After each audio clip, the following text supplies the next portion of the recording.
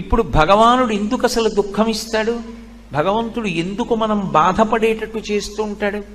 ఒకడికి కాలు విరిగిపోవలసిన అవసరం ఏమిటి? ఒకడికి అనారోగ్యం రావలసిన అవసరం ఏమిటి? ఎందుకు వాడు అలా బాధపడుతుంటాడు అంటే, భగవంతుడు ఎందుకు బాధ పెడుతూ ఉంటాడు అంటే దానికి ప్రధానమైనటువంటి కారణము ఒక్కటి ఉంటుంది. గత జన్మలలో ఏదో పాపం చేసినది ఉంటుంది. ఆ పాపం ఎవరికి తెలుసు అంటే మనకి తెలియదు. ఆ జన్మలో శరీరాన్ని విడిచిపెట్టేసినప్పుడు ఇక మనకి ఆ జన్మ గురించి తెలియదు. కానీ ఆ జన్మలో జీవుడు ఏం చేశాడో భగవంతుడికి తెలుసు. అది చిత్రగుప్తుడంటే. ఆయన వ్రాసి పెట్టుకుంటాడు, దాన్ని అనుభవంలోకి తీసుకొస్తాడు. చేసిన పాపం కష్టం రూపంలో పోవాలి. వీడు కూడా బాధపడ్డాడు అనుకోండి, ఆ బాధ రూపంలో చేసిన పాపం పోతుంది.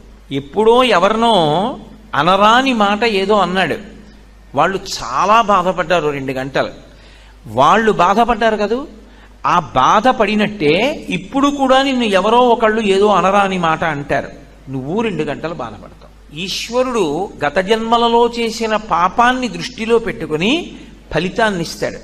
గత జన్మలలో చేసుకున్న పుణ్యాన్ని దృష్టిలో పెట్టుకుని ఫలితాన్ని ఇస్తాడు. అలా ఇస్తాడా అండి? ఖచ్చితంగా ఇస్తాడు.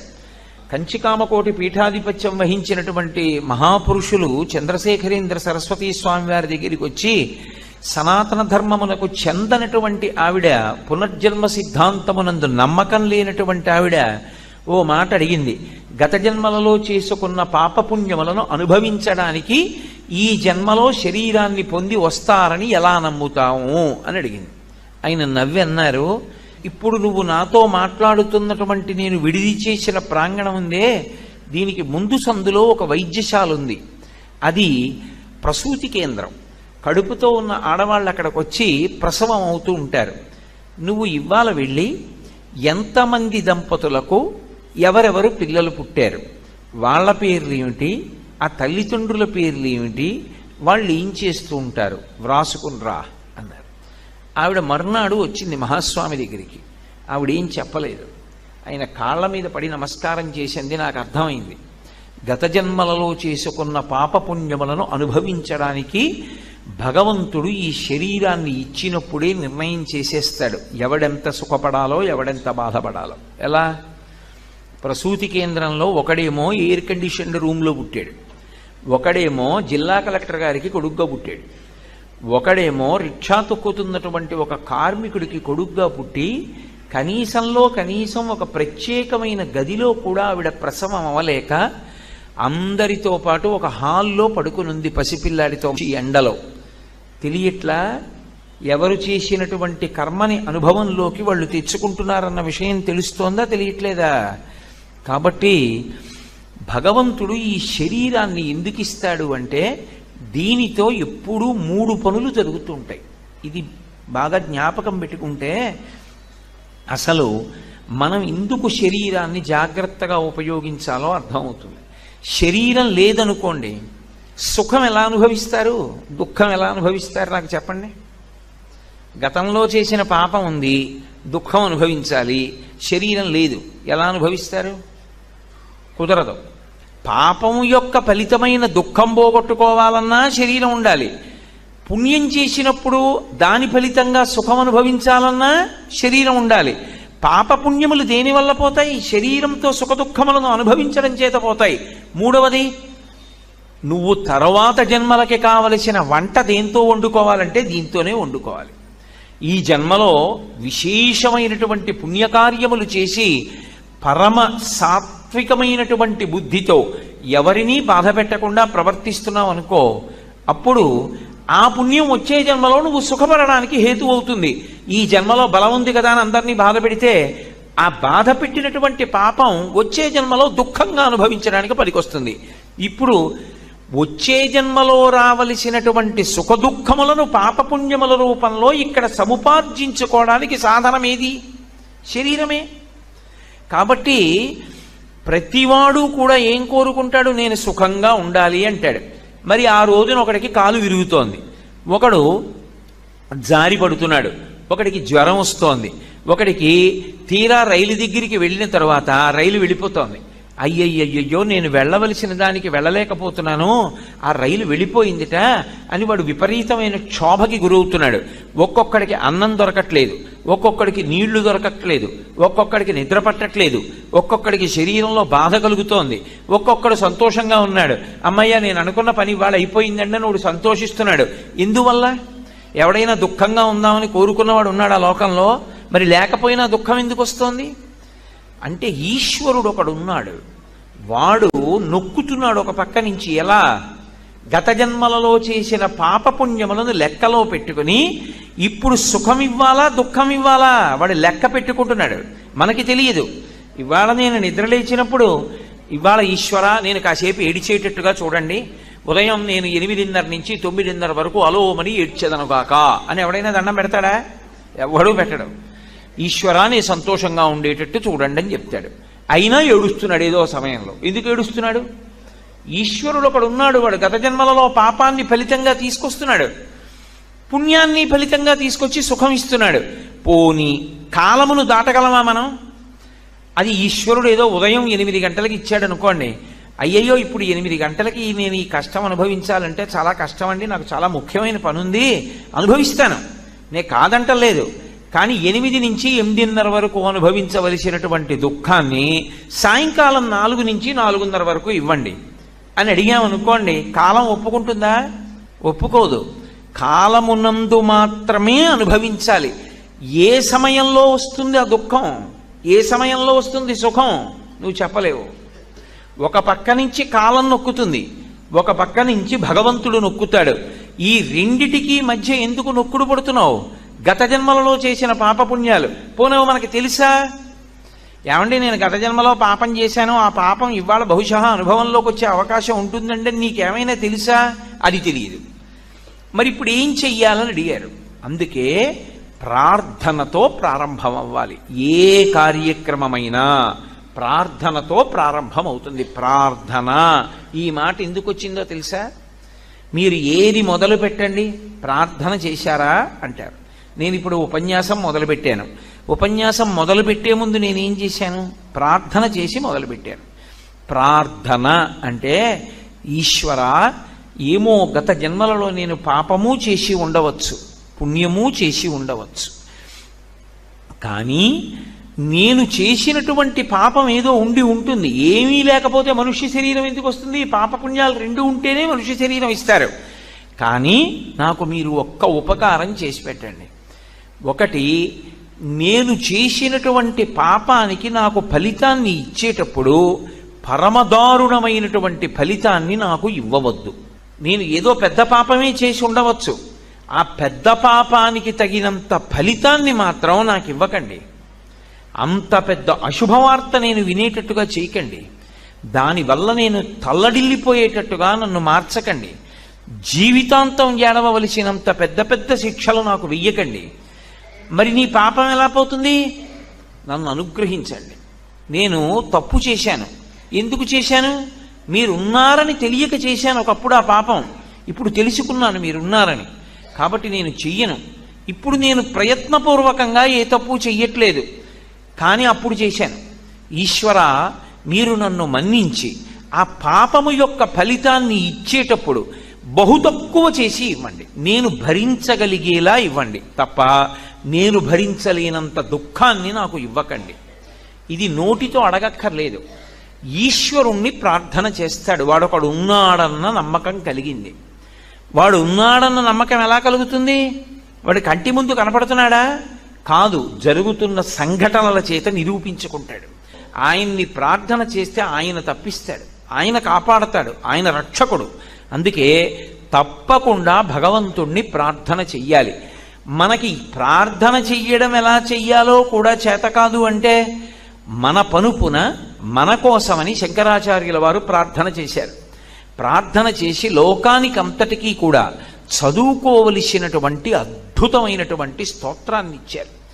చాలా తేలిక మాటలతో ఉంటుంది. షట్పదీ స్తోత్రమని, అది నాకు నోటికి రాదండి, నేను ఎప్పుడూ చదవలేదండి అంటే అంతకన్నా దారుణమైన విషయము లోకంలో ఇంకొకటి లేదు. షట్పదీ స్తోత్రం వచ్చి ఉండాలి. ఒకవేళ రాకపోతే కనీసంలో కనీసం షట్పదీ స్తోత్రం తప్పకుండా ఇంట్లో ఉండాలి. ఇంట్లో ఉండి ప్రతిరోజు చదువుకోవాలి. చాలా తేలికగా ఉంటుంది షట్పదీ స్తోత్రం. అవినయమపనయ విష్ణోహో అని ప్రారంభం అవుతుంది. అది రోజు భగవంతుడి దగ్గర చెప్పాలి. భగవంతుడి దగ్గర చేరేటటువంటి 4 రకములైనటువంటి భక్తులు కూడా ఆర్తో జిజ్ఞాసురర్థార్థి జ్ఞానీచ భరతర్షభ, నలుగురు ప్రార్థన చేయవలసినదే. ప్రార్థన చెయ్యకపోవడం అన్నది లోకమునందు ఉండదు. కాబట్టి చక్కగా మన కోసం ఎవరో ప్రార్థన చేయడం కాదు, మన కోసం మనం ప్రార్థన చేసుకోవడం నేర్చుకోవాలి. ఎందుకలా? నీకు ఆకలిస్తే నువ్వు తిను. నువ్వు ఎందుకు ప్రార్థన చెయ్యవు? చక్కగా నువ్వు ప్రార్థన చేసుకో భగవంతుణ్ణి. ఎప్పుడో ఏడాదికో 2 ఏళ్లకో ఎవరో వచ్చి నీకోసం ప్రార్థన చేయడం ఏమిటి? నువ్వే రోజు చేసుకో, నువ్వే ప్రతి గంట చేసుకో, క్షేమంగా ఉంటావు. ధనము తనంత తానుగా చెడ్డది ఎప్పుడూ కాదు. డబ్బుండడం ఎప్పుడూ చెడ్డ కాదు. కానీ ధనముని ఎలా సంపాదిస్తున్నామన్నది మాత్రం చాలా ముఖ్యం. డబ్బు సంపాదించవద్దన్నది లోకంలో ఏ శాస్త్రము చెప్పలా. డబ్బు సంపాదించవద్దు అని చెప్పలేదు సరికదా. డబ్బు సంపాదించకపోతే పాడైపోతావు, డబ్బు సంపాదించాలని చెప్పారు. కానీ మీరు ఇక్కడ ఒక్క విషయాన్ని జ్ఞాపకం పెట్టుకోండి. డబ్బు సంపాదించడం అనేది ఎంత ముఖ్యమో, సంపాదించిన డబ్బు వలన అహంకారం పెరగకుండా ఉండడం కూడా అంతే ముఖ్యం. ఎందుకో తెలుసా? తొందరగా మనిషికి అహంకారాన్ని కల్పించగలిగినది ఏది అంటే డబ్బే. రామకృష్ణ పరమహంస ఒక ఉదాహరణ చెప్తుండేవారు. ఒక మహారాజు గారు భద్రగజం ఎక్కి వెళ్ళిపోతున్నాడు. ఆ కింద ఓ పెద్ద కన్నం ఉంది. ఆ కన్నంలో కప్ప ఒకటి ఉంది. ఆ కప్ప పైకొచ్చి, కప్ప కాలు ఎంతంటే ఎంత ఉంటుందండి? ఎంత పెద్ద కప్ప అయితే మాత్రం ఇంత ఉంటుంది. ఇంత పెద్ద కప్ప అయితే దాని కాలు ఇంత ఉంటుంది. అది ఏం చేసిందంటే, రాజుగారు ఏనుగెక్కి వస్తున్నాడు. ఎదురైన చౌతన మదకరీంద్రము డిగ్గికేలు తనసగి ఎక్కించుకొని అంటాడు అలసాని పెద్దనగారు. అలా ఏనుగు మీద వస్తున్నాడు. ఈ కప్ప కన్నంలోంచి బయటికి వచ్చి కాలెత్తింది.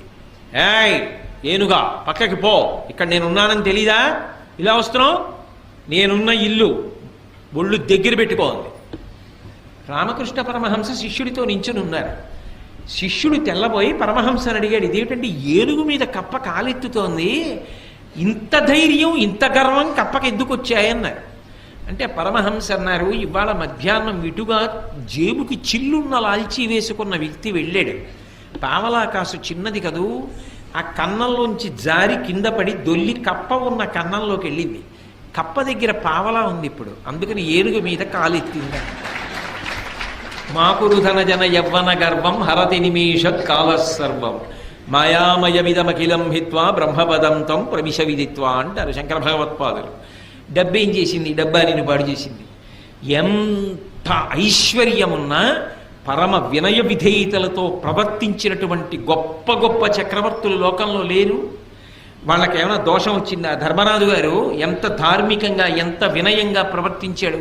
భీష్మాచార్యుల వారు ఎంత వినయంతో ప్రవర్తిస్తాడు. నలచక్రవర్తి ఎంత వినయంతో ప్రవర్తించాడు. ఈ భూమండలాన్నంతటినీ ఏలినటువంటి చక్రవర్తులు ఎంత వినయంతో ప్రవర్తించారు. వాళ్ళు ఎంత డబ్బు సంపాదించినా ఆ డబ్బు వాళ్ళ యొక్క అహంకారానికి ఎన్నడూ కారణము కాలేదు.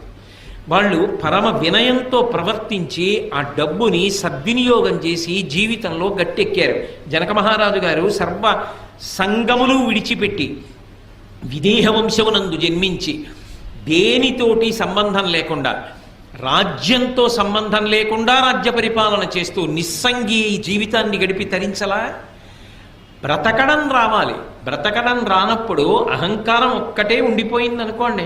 అహంకారం చిట్ట చివరికి ఏం చేస్తుంది అంటే, డబ్బు వలన వచ్చినటువంటి అహంకారం చాలా ప్రమాదకరమై సర్వభ్రష్టత్వాన్ని పొందేసిన తరువాత ఒక పెద్ద ఇబ్బంది కూడా తెస్తుంది. ఇంత బ్రతుకు బ్రతికినవాడు ఒక గోడ నీడలో నిలబడి భిక్షాటన కూడా చేయలేడు. రూపు మార్చుకొని తిరగవలసి ఉంటుంది ఎవరు గుర్తుపట్టకుండా. అందుకని జాగ్రత్త సుమ. ఒకడికి డబ్బుంది, వాడు కించిత్ కూడా పాడవలేదు. వాడు కించిత్ కూడా పాడవకుండా ఆ ద్రవ్యాన్ని చక్కగా వినయ విధేయతలతో దాన ధర్మాలకి ఖర్చు పెడుతూ, ఇదంతా పరమేశ్వరుడిచ్చింది నాది కాదు, ఈశ్వరుడిదన్న భావనతో పరమ ఉద్దికగా జీవితం చేశాడు. వాళ్ళని డబ్బేం పాడు చేసింది? ఒక్కొక్కడు 5 రూపాయలు అహంకారానికి కారణమైపోతోంది. అది డబ్బు పాడు చేసిందా? డబ్బు పాడు చేయలేదు, బుద్ధి పాడు చేసింది. అందున డబ్బు బుద్ధిని, సరస్వతి బుద్ధిని రెండు రకాలుగా పాడు చేసేస్తాయి. అదేమిటండి, సరస్వతి అంటే బుద్ధిని ఇవ్వాలి కదా, పాడు చేయడం ఏమిటి అంటే అహంకారం ఉంటే. మీరు లోకంలో సరస్వతి విషయంలో, లక్ష్మి విషయంలో ఒకటి గమనించండి. మీ దగ్గర చాలా డబ్బు ఉందండి, మీ వ్యాపారంలో బాగా లాభాలు వస్తున్నాయి అన్నారనుకోండి, ఏమి లాభాలండి, ఏదో పెద్దవాళ్ళు చేసిన వ్యాపారం మూసేస్తే బాగుండదని చేస్తున్నాం, వడ్డీ డబ్బులు వస్తే గొప్పగా ఉందండి మా వ్యాపారం, ఇప్పుడు ఏమొస్తుందంటారు ఇందులో అంటాడు. డబ్బు ఉందండి అంటే ఒప్పుకోడా, ఏముందండి నా దగ్గర అంటాడు. మీకు సరస్వతీ కటాక్షం లేదండి, మీకు తెలియదు, అయ్యా నా మాట వినండి, మీరు చదువుకోలేదు కదా, మీకు ఈ విషయం తెలియదు కదా, మీరు ఎందుకు మాట్లాడతారు దాని గురించి అన్నాను అనుకోండి, అత్తేరి నీకేం తెలుసు అని చర్చ విరిగి పెడతాడు. సరస్వతీ కటాక్షం లేదురా అంటే ఒప్పుకోడు, లక్ష్మీ కటాక్షం ఉందిరా అంటే ఒప్పుకోడు, రెండిటితోటి ప్రమాదం. అసలు అది దాటాలంటే మనసుకి సంస్కారం ఉండాలి. శంకరాచార్యుల వారి కన్నా ప్రజ్ఞాశాలి సరస్వతీ కటాక్షం ఉన్నవాడు లోకంలో ఉన్నాడా? అటువంటి శంకరాచార్యుల వారు శంకరుడి దగ్గరికి వెళ్ళి అన్నారు, పశుమాం సర్వజ్ఞ ప్రథిత కృపయా పాలయ విభో అన్నారు. శంకర, నేను పశువుని, నువ్వు పశుపతివి, నేను పాడైపోతే నిన్నంటారు. పశువుని కాపాడవలసిన వాడివి నువ్వు, కాబట్టి నీకు నాకు అనుబంధం ఏమి అంటే నేను పశువుని, నువ్వు పశుపతివి. ఇది శంకరాచార్యుల వారు అనవలసిన మాట. స్మృతౌ శాస్త్రే వైద్యే శకునకవిత గానఫణితౌ పురాణే మంత్రే వా స్తుతి నటన హాస్వేశ్వచతుర. నాకేమొచ్చు తండ్రి, నాకేం రాదు అన్నారు శంకరాచార్యుల వారు. ఎవరు? మహానుభావుడు అపరశంకరుడు, కైలాస శంకరుడు కాలడి శంకరుడిగా భూమి మీద తిరిగారు. అటువంటి మహానుభావుడు ఆ మాట అన్నాడు. మనం దేనికి గర్వపడాలి, దేనికి అహంకరించాలి? ఒక్కొక్కసారి కొన్ని చాలా చమత్కారంగా ఉంటాయి. నేను విశాఖపట్నంలో చదువుకునే రోజుల్లో ఒకసారి అకస్మాత్తుగా వాకాటి పాండురంగారావు గారని మహానుభావుడు, చాలా గొప్ప వ్యక్తి, చాలా గొప్ప వ్యాసాలు రాసేవారు ఆయన మాకు కల్చరల్ హెరిటేజ్ ఆఫ్ ఇండియా అని, అది కంపల్సరీ పేపర్, అన్ని కోర్సుల వాళ్ళు చదవాలి. ఆ పేపర్ మాకు ఆయన వస్తుండేవారు వారానికి ఒకసారి. ఆయన పాఠం అంటే చెవి కోసుకునే వాళ్ళం, అంత బాగా మాట్లాడేవారు. ఆయన మాట్లాడుతూ వాట్ ఈజ్ ఎడ్యుకేషన్ అని అడిగారు. వాట్ ఈజ్ ఎడ్యుకేషన్ అంటే ఒక్కొక్కళ్ళు లేచి ఒక్కొక్కటి చెప్పారు. ఒక ఆయన మాత్రం లేచి చెప్పింది నాకు ఇప్పటికీ జ్ఞాపకం ఉండిపోయింది. ఆయన అన్నాడు, knowing that you are ignorant is education. నాకేమీ తెలియదని తెలుసుకోవడమే చదువుకోవడం. ఆయన సాధారణంగా పాఠం చెప్పేవాళ్ళు కొంచెం ఎత్తైన వేదిక మీద కదా నించుంటారు. ఆయన చేతిలో డస్టర్ టేబుల్ మీద పెట్టేసి కిందికి దిగొచ్చి ఆ చెప్పిన వాడిని గట్టిగా కౌగలించుకొని, చాలా బాగా చెప్పావోయ్ అన్నాడు. ఎవరు ఏమిటి మీకు అనవసరం, నాకు అనవసరం, నాకు మాత్రం పేర్లు గుర్తుంటాయా? ఎంతకని గుర్తుంటాయి, ఎప్పుడో చదువుకున్న చదువు. కాబట్టి నాకేమీ తెలియదని తెలుసుకోవడం చదువు. ఎందుకనంటే మీరు ఒకటి ఆలోచించండి, చాలా తెలుసు అన్నాడు అనుకోండి, ఆయన్నో గ్రంథాలయంలోకి తీసుకెళ్ళి నించోపెట్టి ఇందులో మీరు చదివినవక్కర్లేదు, ఇందులో ఉన్న పుస్తకాలు ఏవి చెప్పగలరా? అయితే ఎవరైనా చెప్పగలరా? ఒక గ్రంథాలయంలో ఎన్ని పుస్తకాలు ఉన్నాయో అవి ఏవేం పుస్తకాలో కూడా తెలియదు. అవన్నీ చదవడానికి, చదివిన జ్ఞాపకం పెట్టుకోవడానికి, జ్ఞాపకం పెట్టుకున్న జీర్ణం అవ్వడానికి ఎన్ని జన్మలు కావాలి? ఏం తెలుసునని తెలుసు అంటాం. చదువుకున్న కొద్దీ తెలిసేది ఏదంటే నాకు తెలియనివి చాలా ఉన్నాయని తెలుస్తుంది. అప్పుడు అహంకరించడానికి ఏముంది? మిడిమిడి జ్ఞానం అంటారు. నా బోటిగాడు ఉంటాడే, ఏదో ఓ పద్యం ఓ శ్లోకం నేర్చుకుని నా అంత గొప్పవాడు ఎవడని గర్వపడుతూ ఉంటాడు. అది నిజమైన సరస్వతీ కటాక్షం కాదు. నిజమైన సరస్వతీ కటాక్షం ఉన్నవాడు నాకేం తెలుసండి, నాకేమొచ్చండి, మహాతల్లి పరదేవత ఆవిడ పలికించిందంతే, నేను చేసింది, నేను నేర్చుకున్నది, నేను సాధించినది ఏమీ లేదంటాడు. అది వినయం. అందుకే సరస్వతీ కటాక్షము ఉండడం కాదు, సరస్వతీ కటాక్షము నీ వినయమును పెంచుతున్నదా. నాకేం తెలుసండి అన్ననాడు నువ్వు వినయంగా ఉంటావు, నాకేం తెలియదండి అన్ననాడు అయ్య బాబోయ్ నేను పట్టుకోగలరా ఎవరైనా? అప్పుడు ఆయన పని ఏమిటంటే 24 గంటలు అవతల వాళ్ళు తప్పులు వెతుకుతూ ఉండడం. అలా వెతకడం ఒక అహంకారానికి కారణమై పతనమైపోవడానికి కారణం అవుతుందా అవదా? అది నాకేం తెలుసండి అని ఊరుకోవాలి అంటే అది నిజమైన సరస్వతీ కటాక్షం. అందుకే ఒకటి బాగా అభ్యాసం చేస్తే తప్ప రాదు, పుట్టుకతో వచ్చేది కాదు, అది వంశంలాగా. అది కష్టపడి చదవాలి. ఆయన బాగా చదువుకున్నవారు, ఎన్నో తెలుసున్నవారు అన్న పేరున్న నువ్వు త్రికరణ శుద్ధిగా, నోటి మాటగా కాదు, నేనేం చదువుకున్నానండి, నేనేం నేర్చుకున్నానండి, మహానుభావులు ఎంతమంది ఉన్నారు, వాళ్ళతో పోలిస్తే నా జీవితం ఏం గొప్పది అనగలగాలంటే నీకు ఎంతో వినయం ఉండాలి. అంత వినయం ఉంటే తప్ప నువ్వు ఆ మాట అనలేవు. అది ఉత్తముడికి గౌరవాన్ని పెంచింది, నడవడిని ఇంకా ఇంకా వృద్ధిలోకి తెచ్చింది. అదే సరిగ్గా వాడుకోవడం రాకపోతే అదే సరస్వతీ కటాక్షం అహంకారానికి పనికొచ్చి సర్వనాశనం అవడానికి పనికొచ్చి. చదువుకోవడం కాదు, చదువు కన్నా సంస్కారము గొప్పది. ఆ సంస్కారము మనసులో బాగా ఏర్పడే ప్రయత్నం చేసుకో. అందుకే పూర్వం చదువుతో పాటుగా సంస్కారం నేర్పేవారు, నీతిశాస్త్రం నేర్పేవారు, నీతిశాస్త్రంలో 4 శ్లోకాలు నేర్పేవారు, చక్కగా 4 మంచి మాటలు చెప్పేవారు. వారానికి ఒక్కసారైనా నీతి అని ఒక ప్రత్యేకంగా ఒక తరగతి ఉండేది, అందులో మంచి మాటలు చెప్పేవారు. దాంతో శీల వైభవాన్ని ఊంచుకునేవాడు. లేకపోతే ఏమైపోతుంది, ఈ చదువే రేపొద్దున్న నీ అధికార స్థానాన్ని నిర్ణయించేస్తుంది. ఒక 10వ తరగతి చదువుకున్నవాడు ఒక స్థానంలో ఉంటాడు, పట్టభద్రుడైన వాడు ఒక స్థానంలో ఉంటాడు, ఐఏఎస్ చదువుకున్నవాడు ఒక స్థానంలో ఉంటాడు, గొప్ప వైద్యం చదువుకున్నవాడు గొప్ప వైద్య నిపుణుడై వైద్యుడిగా ఉంటాడు, సాంకేతిక రంగంలో పురోభివృద్ధి చెందినవాడు ఆనకట్ట కట్టడానికి ఎడతాడు. నువ్వు ఏం చదువుకున్నావన్నది కాదు, నువ్వు చదువుకున్న దాని వల్ల నువ్వు ఉన్నతమైన స్థానమునకు వెడతావు. ఉన్నతమైన స్థానములో ఉన్నవాడు ఉన్నతంగా నిలబడి సమాజపు విలువలను నిలబెట్టగలిగిన వాడు అయి ఉండాలి. ఆ స్థానమే ఎలకలా కన్నాలు పెట్టడానికి పనికొస్తే ఇక నీ వలన సమాజమునకు విలువ ఏం కలుగుతుంది? అప్పుడు భద్రం పోలా. సర్వే వేదవిద శూరాః సర్వే లోకహితే రతాః సర్వే జ్ఞానోపసంపన్నాః సర్వే సముదితా గుణైః అంటారు రామాయణం బాలకాండలో. ఎంత చదువుకున్నావో, ఎంత పెద్ద స్థానంలో ఉన్నావో అంతగా లోకము యొక్క హితము గురించి కూడా ఆలోచించగలిగిన పెద్ద మనసు ఉండాలి.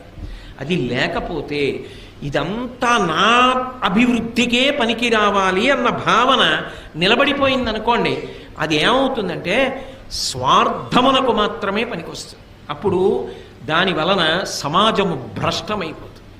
అలా కాకుండా ఉండాలి అంటే నీ సరస్వతీ కటాక్షము కానీ, నీ లక్ష్మీ కటాక్షము కానీ, నీ వంశము కానీ ఏదైనా సరే నిన్ను వృద్ధిలోకి తీసుకురావడానికి పనికొచ్చేదై ఉండాలి.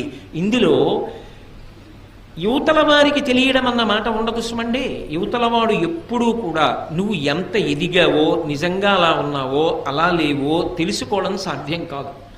ఎందుకని అంటే మీరు ఒక్కటి గమనించండి, స్థానము ఎంత ఉన్నతమైతే యువతల వారు ఆయన దగ్గర ఉండే అవకాశం అంత తగ్గిపోతుంటుంది. అప్పుడు మీరు ఎలా లెక్క కట్టగలరు?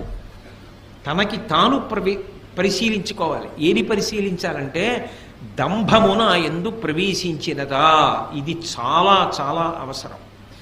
నేను నోటి మాటగా ఈ మాటలు చెప్తున్నానా, నిజంగా నాకు ఆ వినయ సంపద ఉన్నదా, నిజంగా నేను పెద్దల పేరెత్తేటప్పటికి గౌరవంగా మాట్లాడగలనా? గౌరవంగా నోటితో మాట్లాడడం కాదు, నిజంగా నేను ఆ గౌరవాన్ని చూపించగలనా? నేను నాకన్నా సరస్వతీ కటాక్షం ఉన్న వాళ్ళకి గౌరవం ఇచ్చి నాకేం తెలుసని నిలబడగలనా? నాకున్న డబ్బు నాది కాదు గొప్ప, నేను సంపాదించగలిగిన ప్రజ్ఞ అయితే ఇలా లోకంలో ఎందరో సంపాదిద్దరు. యద్రూభంగా ప్రమాణం స్థిరచరరచనా తారతమ్యే మురారేః వేదాంతాః తత్వచింతాంబరభిదురసయత్పాదచిహ్నైత్తరంతి భోగోపోద్ఘాతకైలీచులికిత భగవత్వైశ్యరూప్యానుభావ సానశ్రీః అస్పృణీతాం అమృతలహరిధీలంఘనీయైః అపాంగైః అంటారు పరాశర భట్టర్లు శ్రీగుణరత్నకోశంలో. గత జన్మలలో చేసినటువంటి పాపపుణ్యములను బట్టి పుర్రె మీద రాసేటప్పుడు లక్ష్మీదేవి బ్రహ్మగారి తల్లి కనుక, సృష్టికర్త యొక్క తల్లి కనుక, అమ్మ గత జన్మలో వీడు ఫలానా పేరుతో ఉన్నవాడమ్మా అంటే ఆవిడ ఓ వాడా లోకహితము కొరకు ప్రవర్తించిన వాడని కనుబొమ పైకెత్తిందనుకోండి, ఓ అని ఇలా కనుబొమ పైకెత్తితే యద్భ్రూభంగా ప్రమాణం, ఆవిడ కనుబొమ పైకెత్తితే ఈ జన్మలో వాడు మహదైశ్వర్యవంతుడు అవుతున్నాడు. యవ్వని వాకిట ఇభమదపంకంబు రజభూషణ రజో రాజినడగు అంటుంది ద్రౌపదీదేవి భారతంలోని. ధర్మరాజు గారి ఐశ్వర్యం ఎటువంటిది అంటే ఆయన దర్శనం చెయ్యడానికి లోపలికి వెళ్ళేటటువంటి చక్రవర్తులు ఒకరినొకరు తోసుకుంటే వాళ్ళ భుజాలకి పెట్టుకున్న వజ్రములు వైఢూర్యములతో కూడుకున్న ఆభరణములు ఒరుసుకున్నప్పుడు వాటి యొక్క నుషి కింద పడి గాలికి పైకి రేగుతుంటే ఆయన అంతఃపురం ముందు కట్టబడినటువంటి మదగజముల యొక్క చెవుల పక్కనున్న కన్నములలోంచి కారిన మదజలముల చేత ఈ రేగుతున్న వజ్ర వైఢూర్యముల ధూళి అణచబడుతుండేదిట. అంతటి ఐశ్వర్యవంతుడయా ధర్మరాజు అంటే ఏమిటి తేలిగ్గా మాట్లాడుతున్నావు? అయితే ధర్మరాజు పాడవడానికి పనికొచ్చింది ఐశ్వర్యం? పనికి రాలేదుగా. ఎంత ఐశ్వర్యం ఉంటే ధర్మరాజు గారు ఉలికులికి పడ్డాడు? ఏం ఉలికి పడలేదుగా. లేని నాడు బెంగెట్టుకున్నాడా? మీరు విన్నారుగా వ్యాసుల వారి గురించి చెప్పినప్పుడు తీసుకెళ్లి మళ్ళీ హిమవత్ పర్వతం మీద ఉన్న ఐశ్వర్య నిధులను ఇచ్చాడు. ఇస్తే దాచుకున్నాడా? అశ్వమేధయాగం చేసి అందరికీ పంచిపెట్టేశాడు. అందుకే ఆ లోపల ఉండవలసినటువంటి సంస్కార బలము ఉండకపోతే దంభముగా పరిణమించిందనుకోండి, అది చాలా ప్రమాదహేతు. ఎదుటివాడు కూడా పట్టుకోలేడు. ఎందుకని అంటే చాలా మంచివాడిలా కనపడుతూ ఉంటాడు పైకి. ఎలా తెలుసుకుంటారండి? సాధారణంగా వేషాన్ని చూస్తే చాలా మంచివాడు అనే అనుకుంటారు కదా. ఒక కొంగ ఉందనుకోండి, ఓ సరోవరం పక్కన నించుంటుంది, ఒంటికాలు మీద నించుంటుంది, కళ్ళు మూసుకుంటుంది, సాధారణంగా తెల్లగా ఉంటుంది. కొంగ జపం అంటారు. అందుకే చూసిన వాళ్ళు ఏమనుకుంటారు, అబ్బా ఈ కొంగ ఏదో పెద్ద మార్పు వచ్చేసింది, లోపల జీవుడు ఎవరో ఆ సరోవరంలో స్నానం చేసి ఇంత తెల్లవారకట్ట దాని ఒడ్డున నించుని ఇంత చలిలో అలా కళ్ళు మూసుకొని అలా జపం చేస్తోందే కదలకుండా అనుకుంటాం. అది నిజానికి సంపుటములను ముందుకు చాపి ఇలా చూసుకుంటూ ఉంటుంది. చేప నీళ్లలోంచి ఇలా వచ్చిందనుకోండి, చటుక్కున తిరిగి సంపుటములతో చేపని పట్టుకుని పైకి ఎగిరిపోయి తినేస్తుంది. నిలబడింది ఒంటికాల మీద, ఒళ్ళంతా తెలుపు, చూస్తే శుద్ధ సత్వస్వరూపంతో ఉన్నట్టుంది. లోపల ఏ చేపని పట్టుకుందామని ఆలోచన. దంభము అంటారు. పైకి కనపడినట్టు లోపల లేడు. ఎంత రంగు పట్టుబట్ట కట్టి ఎంత గొప్పగా విభూతి పుండ్రాలు ఒళ్ళంతా పెట్టుకుని ఎంతంత వేషాలు కట్టినా నీ లోపల బుద్ధులు మాననప్పుడు దంభం కాదు. లోపల బుద్ధి పోలేదు. పైన శరీరానికి ఎన్ని అలంకారాలు చేస్తే పుట్ట మీద కొడితే పాము చచ్చిందా? లోపల కొట్టాలి. గొరుగుచుందురు జుత్తు కొన్ని వందల సార్లు దాని పాపమేమో కానరాదు, అఖిల పాపములకు నిలయమైన మనసు గొరగడేమి మానవుండు అన్నాడు ఒక ఆధునిక కవి. అలా లోపల మార్పు రాకుండా దంభంతో ఉండి పైకి ఎంతో మంచివాళ్ళ నటిస్తూ పోతే అమాయకులైన వాళ్ళు, పెద్దలైన వాళ్ళు మంచివాడు అనుకున్నారేమో, కానీ వాళ్ళు మోసపోతే వాళ్ళకు వచ్చిన నష్టమే ఉంది అనుకున్నారేమో పాపం, అంతే, అంతవరకే. కానీ మోసపుచ్చిన దోషం కూడా నీకు రావట్లా, పాడైపోవట్లా.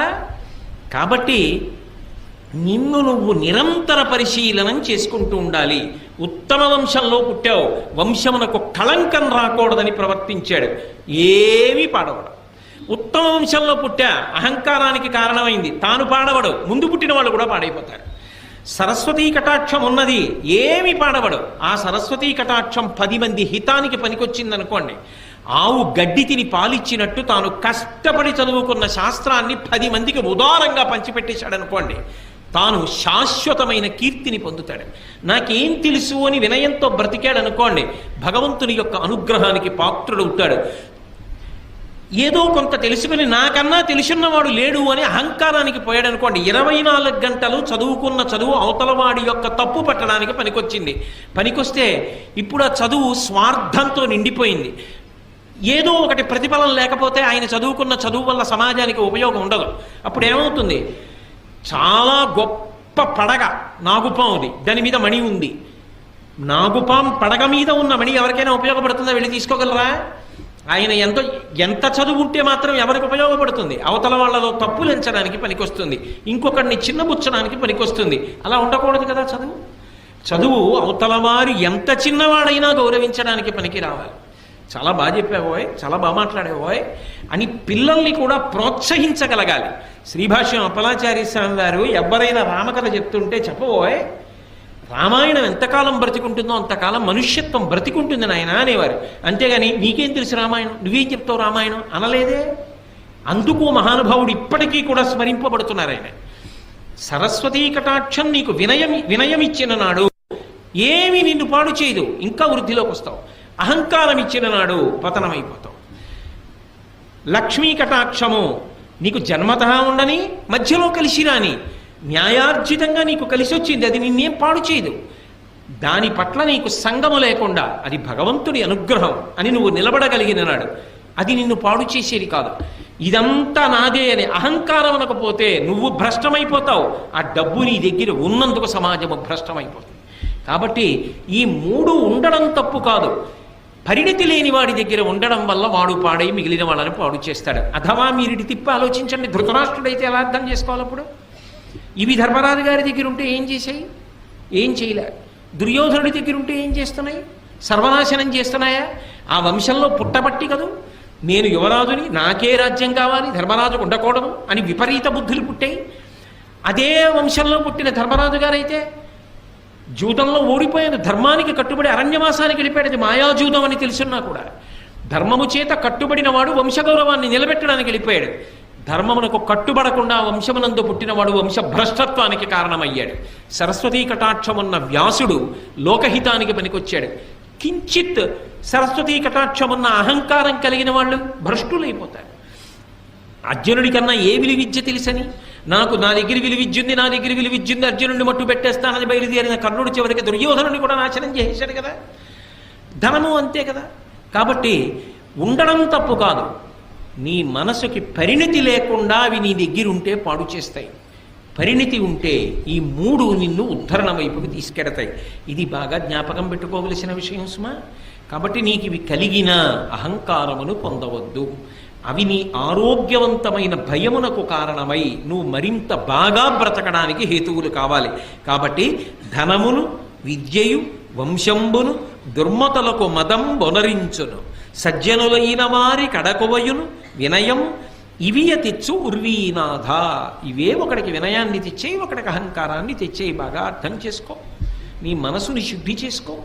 కాబట్టి ఇవాళ అథవా విదురుడు మాట్లాడినటువంటి ఈ 2 పద్యాల్లోనూ కూడా మన మనసుని చాలా సంస్కారవంతంగా ఉంచుకోకపోతే వచ్చే ప్రమాదం, 1 ప్రేమ కలిగిన వారి మాట వినడం, 2 మనకి కలిగిన దాని వల్ల పాడైపోకుండా మనని మనం నిలబెట్టుకోవడానికి మనశ్శుద్ధిని ప్రయత్నపూర్వకంగా నిలబెట్టుకోవడం, ఈ రెండిటిని ప్రస్తావన చేశాడు. ఇది దేశకాలములతో సంబంధం లేకుండా ఎప్పుడైనా ఎక్కడైనా సరే జీవితంలో జ్ఞాపకం పెట్టుకుని వృద్ధిలోకి రావలసినటువంటి హితవాక్యములు.